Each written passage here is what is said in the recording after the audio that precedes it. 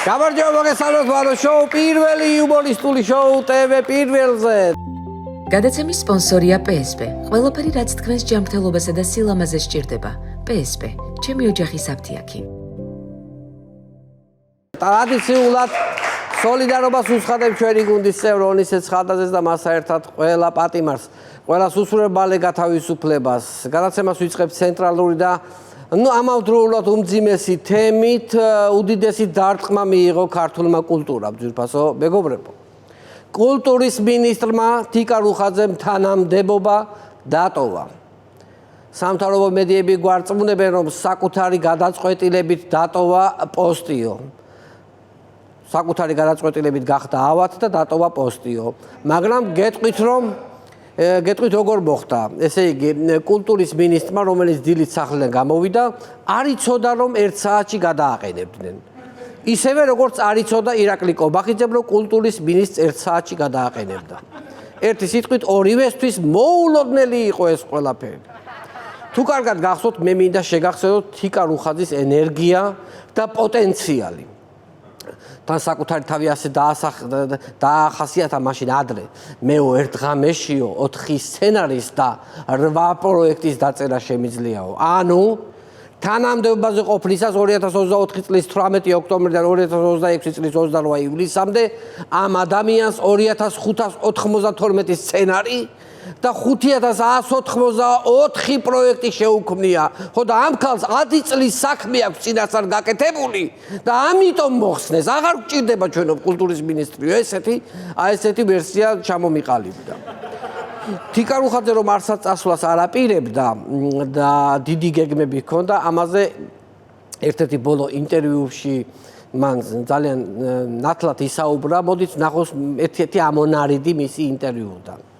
Intelligence-ის ვარი ეპოქაში hospitality სასტუმრო დახვდეს, გზა დახვდეს, ეს არის cash rebate-ის პროგრამა. ისე კონდეს storytelling-ი შენიქვეყნეს აწყობილი ამ artificial intelligence-ის ვარი ეპოქაში hospitality სასტუმრო დახვდეს, გზა დახვდეს, ეს არის cash rebate-ის პროგრამა. ისე კონდეს storytelling-ი შენიქვეყნეს აწყობილი ამ artificial intelligence-ის. Oh my god! ვერ ვიჯერებ რომ ეს ყველაფერი present continuous-ში ხდება. მაგრამ სამწუხაროა რომ future-ში არ დასცალდა თიკას working-ი culture ministeriality-ში. ვისი ტვინის brainstorming-ის შედეგია ეს result-ი? რაც დადგა I am very broken თიკას resignation-ის გამო. თუ არა თიკას სხვას ვის ეკნება ის საქმიანი ვაიბი, glow-up-ი და storytelling-ი, ის engagement-ი და feedback-ი თანამშრომლების მხრიდან. ვინ იმპლექსავებს ჩანთებით ისე როგორც თიკა? ის culture ministeriality შორის ნამდვილი goat იყო. No! It's impossible. მაგრამ I hope რომ ქალბატონ თიკას ძალიან კარგ თანამდებობაზე ვიხილავთ. ისე დეტალატა დაატოვებინეს თანამდებობა სტურვას ვეფხისტყაოსნის გამოხმარა, რომლის მხოლოდ განათება 900,000 ლარი დაჯდა. არ და მე რომ ნახე რობიკოს The Night in the Tiger Skin. ეს სპექტაკლი იყო წმინდა წყლის ინტერაქტიული პერფორმანსი, სადაც რეჟისორმა მსახიობის მაყურებელთან ბაუნდარების სრულიად დააშატერა. ჩემი inner child-ი ისე დათრიგერდა, რომ იძულებული გავხდი პაუზაზე mindfulness-ის დამეფიქსირებინა ჩემი ემოციური რესპონსი. ხო და ნუ თუ ამას შეეწირა მინისტრი, ხალხო გამაგებინეთ რა ხდება. აი გადარეული ვარ მე თვითონაც რა, ამდენი არა და რა კარგად ლაპარაკობდა და კარგად იმაშვებოდა და აი რაღაცა დაკრანჩული ვარ რაღაცნაირად. მართალია თანამედროვე კულტურა და ხელოვნება დიდი დარტყმის ქვეშ არის, სამაგიეროდ უკვე საფრთხე აღარ ემუქრება იმ ყველაფერს, რაც აქამდე ჩვენ ღირსეულ წინაპრებს შეუქმნიათ ქართულ ოცნებასა და დაახლოებულმა სპორტსმენებმა და ბრძოლის წესების გარეშე მებრძოლებმა დააფუძნეს ორგანიზაციამ, რომელსაც მყისიერი რეაქცია ექნება წინაპრების რელიგიის ისტორიის შეურაცხყოფაზე. ასე რომ ფრთხილად იყავით ყველანი და ვინმეს ჩვენ წინაპრებზე რამე ცუდი არ წამოგცეს. ხმადაბლაც არ თქვათ რამე ცუდი. გახსოვდეთ იმ ორგანიზაციაში კედლებსაც დამტრეული ყურები აქვთ. სხვათა შორის არ გეგონოთ, რომ მარტო კაცები დაიცავენ უფლებებს ამ ორგანიზაციაში, ქალებიც არიან. მაგალითად, ცოტნე დადიანს ვინც მიაყენებს შეურაცხყოფას, იმას კაცები სცემენ. მაია წყნეთელს ვინც მიაყენებს შეურაცხყოფას, იმას ქალები გაიგდებენ. ესე იგი, გენდერული ბალანსით ცემა ტყებაშიც დაცულია. მარტო მწერლების შეურაცხყოფა კი არა, მომავალში თვითონ მწერლებსაც გააკონტროლებენ, რამე ისეთი რომ არ დაწერონ. მაგალითად, მიხეილ ჯავახიშვილს რომ ეცხოვრა ჩვენს ეპოქაში, ერთი სამჯერ დახვდებოდნენ ჯაყოს ხიზნების გამო. ილია ჭავჭავაძეს მოჭიდავების არმია დახვდებოდა ბედნიერი ერის დაწერის გამო. მართალია ლექსის შინაარსს ვერ მიხვდებოდნენ, მაგრამ რაღაცა თლათ ისე რო არ არის ამ ლექსში, მაგას გადახარშავდნენ. არის ეგ არის. ისე ამ ეროვნულ ფასეულობების დაცვის ორგანიზაციას მინდა მივმართო. რა ვიცი, რაც რობერტ სტულუამ ვეფხისტყაოსანს უქნა.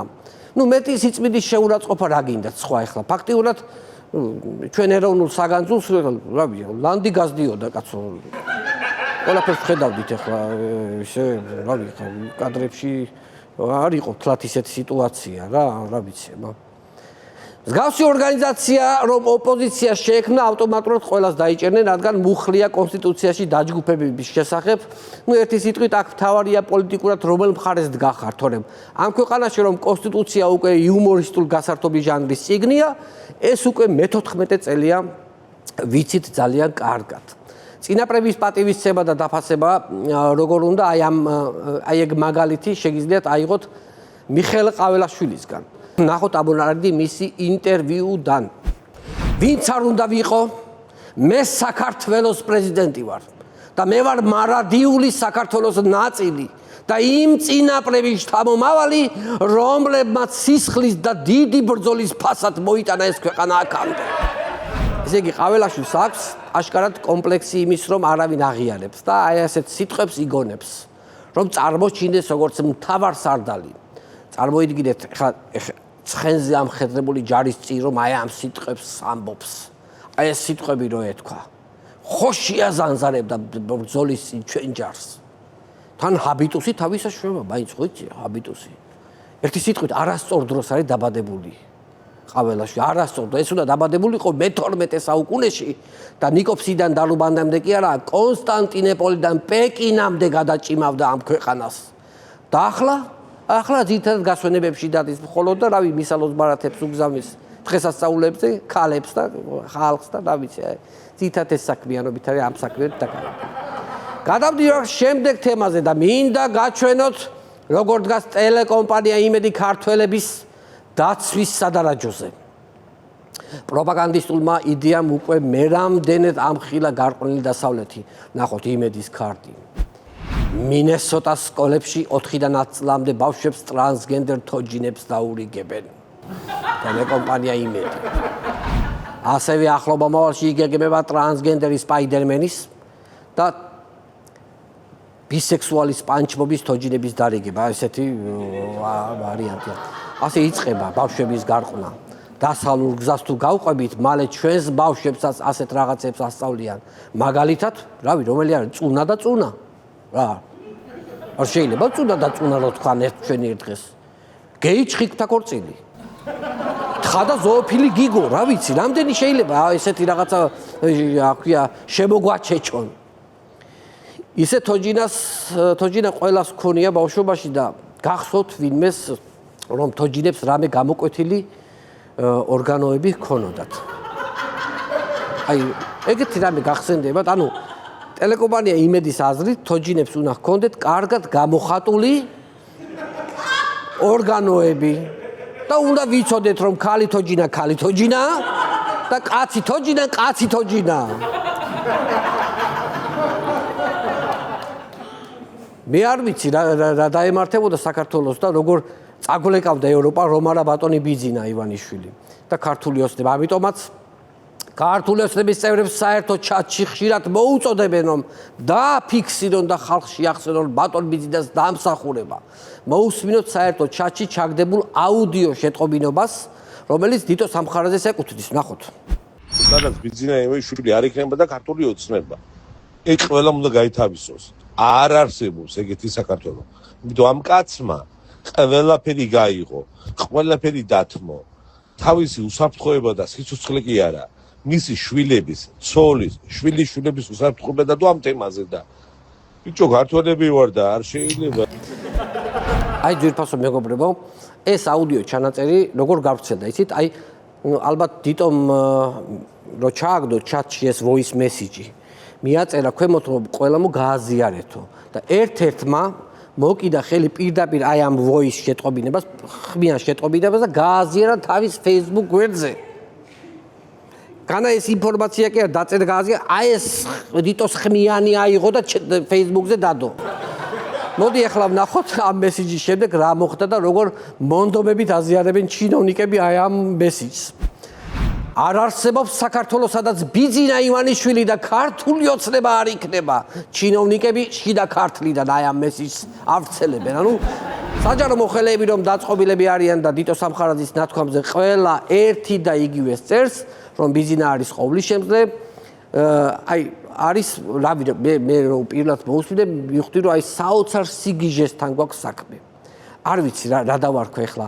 ამას რა ვიცი ხა მონობას ეძახი, მაგრამ აი ამ გაჟონილი მესიჯ ბოქსის მერე მივხვდი რომ ყველა საჯარო მოხელე არის უბრალოდ დატყვევებული. ყველა საჯარო მოხელის ფოტოს თუ დააკვირდებით, მათი თვალების სიღრმეში იკითხება როგორ ითხოვენ შველას. და სურათების უკანა ფონზე ძალიან წვრილად როგორ წერია სიტყვა help. გადავიდეთ მომდევნო თემაზე 24-25 ივლისს მთელ საქართველოში ჰოიდა ჩაქრა შუქი. თან მიზეზს არავინ არ ასახელებს. მიზეზი მთავრობამ სავარაუდოდ იცის, მაგრამ ისეთი მიზეზია, რომ არ შეიძლება ახლა ამ მიზეზის დასახელება. იმიტომ რანაირად უნდა თქვა, რომ ეს ბიტკოინების ქარხნები იმდენ დენს მოიხმარს, რომ ვერ უძლებს ენერგოსისტემა. არა და ამ ბიტკოინების ქარხნის გაჩერება ახლა არ შეიძლება, რადგან მაქსიმალურად არის ფული გამოსაწური. მაქსიმალურად ამ ქვეყნიდან ფული გამოსაწური. ამიტომ თუ გინდათ რომ დენი გქონდეთ, ყველა ოთახში უნდა გააჩახჩახეთ ახლა შუქს, გამორთეთ კონდიციონერები და ნაკლები დატვირთვა გქონდეს ენერგოსისტემებს. ჩვენ თავს ჩვენვე უნდა ვიზრუნოთ ჩვენ თავზე. აბა ეხა ბიტკოინებს ხო არ გავაჩერებთ და გაუჩერებთ ღვთისგან ნაჩუქარ ხალხს ადამიანებს. ვინც ახლა ძლის ორ კაპიკს შოულობს ხალხი და ახლა რა ვიცი. ოცნების რეაგირება როგორი იყო შუქის გათიშვამდე, ტროლებს დაავალეს ინფორმაციის გავრცელება, რომ ეს არის წინა მთავრობის ჩანერგილი ხალხის ქმედება. ამის შემდეგ სუსმა დაიწყო გამოძიება საბოტაჟის მუხლით. არაფერია ნაცებისგან გამორიცხული. არაფერი. არსებობს ზუსტი ინფორმაცია, რომლის მიხედვითაც მაგალითად საღამოს წინასწარი შეთანხმებით, იმ საღამოს წინასწარი შეთანხმებით ყველა ნაცმა და მათმა ამომრჩეველმა ერთდროულად ჩართეს სპირალიანი პლიტები. რამაც გამოიწვია დენის ვარდნა, ხო იცით ესეთი დახვეული სპირალიანი პლიტები რო იყო. მასე თაბაშირზე ესე ჩალაგებული. ესე იგი ხალხო, დენის რუბელნიკებთან ისევ ნაცებით განან. მე გავიგე, რომ ხალხს არ მისცენა მოსუთქვის საშუალება. გავიგე კიდე რომ ხალხს შეშას ურიგებენ და ქვაბებს, რომ ეზოში ცეცხლი დაანთქო და საჭმელი მოამზადონ. ანუ ქმნიან 90-იანი წლების ილუზიას. ასევე პურის მაღაზიებს გვიახსნიან, რომ პურის რიგები ჩამოდგეს. აი ესენი ხდება. არა და ეფექტური მთავრობის შეფასებით როგორ წინ ვართ ევროპაში და ამითაც უნდათ რომ უკან დაგვხიონ ამ ჩაბოღმილმა ნაცებმა. აი სუპის ქალი, ხო იცით სუპის ქალი ორ ლაპარაკობდა, ისიც ნაცია. ხიზილალით ეკრება მაცივარი გამოტენილი და ვითომ არ უჭირს სუპი მაქსუპს ამ ჭამ. აი ეგენი არიან ყველანი. აი ესენი არიან, აი ხისი ამ ნერვიულდი ახლა. საწავიღე ის ჩემი კონტრაბანდული უაქციზო სიგარეტი. არა და წეღან ვიყიდე, 6 ღერი ვიყიდე დონსკოი ტაბაკი, სადღაცაც მქონდა მოწ. ხო აი ეს ავღელდი და მინდა რომ აი ცოტა დავიკმაყოფილო. ჩემი ემოციები. მიუხედავად იმისა, რომ სწრაფი ტემპებით უახლოვდებით 90-იანებს, მე მაინც იმედიანად ვარ. რატომ? იმიტომ რომ მე მჯერა ქართულ პოლიტიკურ ველზე მოვლენილი პოლიტიკური პარტია ჯერ საქართველოს ლიდერის და პოლიტიკური რაინდის ვიქტორ ყიფიანის ბოლომდე. ბოლო დროს გააქტიურდა და კვირა არ გავარამე სიახლე რო არ შემოგთავაზოს. მაშასე ვიქტორ ყიფიანის ახალი ინიციატივა, რომელიც პუნქტებად არის დაყოფილი ხალხო. ყურადღებით მოისმინეთ. ეს არის ჩვენი გადარჩენის ერთადერთი შანსი. აი მოისმინეთ, რას წაგიკითხავთ ახლა აი პუნქტობრივად. მაგალითად, დავიწყოთ. პირველი პუნქტი გავერთიანდეთ სამართლიანი არჩევნების მოთხოვნით. მეორე გარდავქნათ საერთო სახალხო მოთხოვნად და გავაქროთ გამოგონილი პოლარიზაცია დღის წესრიგიდან. მესამე ქართულ ოცნებას პირისპირ შევაგებოთ არა მხოლოდ მრავალპარტიული, არამედ ფართო და მტკიცე სამოქალაქო თანხმობა. ყველას, ვისაც მართლა სურს, რომ ქართულ ოცნებას გამოვაცალოთ ხელიდან ხელოვნურად შექმნილი არგუმენტი პოლარიზაციის შესახებ და მარტო დავტოვოთ საკუთარ თავთან და რეალობასთან. სამართლიანი არჩევნების კამპანიით უნდა დავიწყოთ ფართო ოპოზიციური კონსენსუსი. აი ამ ადამიანის განცხადებას რომ ვკითხულობ, აი ესეთი რეაქცია, აი ესეთი რეაქცია რა მქონდეს, ასე მგონია რომ შეურაცხყოფას ვაყენებ ამ ადამიანს, აი ესეთი რეაქცია უნდა მქონდეს. რაღაცაერთ უნდა ღრმათ უნდა ჩაისუნთქო რაღაცაერთ, რომ ხრებში გავიმართო და ესე უნდა თქვა, აი ესე თორე სხვა შემთხვევაში ესეთი სიტუაცია გამოდის. ესე იგი, აქეთ შეჭრილ დაჯგუფებებს ქმნიან და ვიქტორ ყიფიანს უნდა რომ შეაგებოს მტკიცე სამოქალაქო თანხმობა და სამართლიანი არჩევნებით უნდა დაიწყოს ფართო ოპოზიციური კონსენსუსი. ბატონო ვიქტორ, მე გამოდივარ ესეთი წინადადებით. თავებს რომ დაგვიხეთქავენ, ეს არაფორმალური დაჯგუფებები იქნებ გამოვძებლოთ ჩვენს თავში ძალა, რომელიც შეგვაძლებინებს იმას, რომ ერთმანეთში ჩამოვაყალიბოთ კონსენსუსი, ამ ვაი ხელისუფლებას კატეგორიულად მოვთხოვოთ, რომ ეს მეორედ აღარ გააკეთოს. აი ასე პირდაპირ შევაგებოთ ეს ჩვენი პრინციპული წინადადება. პარალელურად სამართლიანი არჩევნების მოთხოვნა დღის წესრიგიდან უნდა ჩაიხსნას. არ უნდა ჩაიხსნას დღის წესრიგიდან. ისე რა ვქნათ, იცით, მოდი ავდგეთ და ვცადოთ ხალხო ყიფიანის გზა, მე ასე ვფიქრობ. ავიღოთ ყველამ ბილეთი, წავიდეთ უცხოეთში და ასე 3 თვით დავტოვოთ ქართული ოცნება მარტო ქვეყანაში. მერე მარტო რო აღმოჩნდებიან ქვეყანაში, ჩაიხედავენ სარკეში და შერცხებათ საკუთარი თავის. აი მაგ დროს დავბრუნდეთ და გავისტუმროთ სამართლიანი არჩევნების გზით. თუ რა თქმა უნდა კონსენსუსს მივახციეთ და თუ მაინც ვერ გავისტუმრეთ, მაშინ იყვნენ ხელისუფლებაში კიდევ 4 წლით ასე შერცხვენილები და თავლაბ დასხმულები. ნუ თუ არ შერცხვებათ, აი მაგასაც ვნახავ.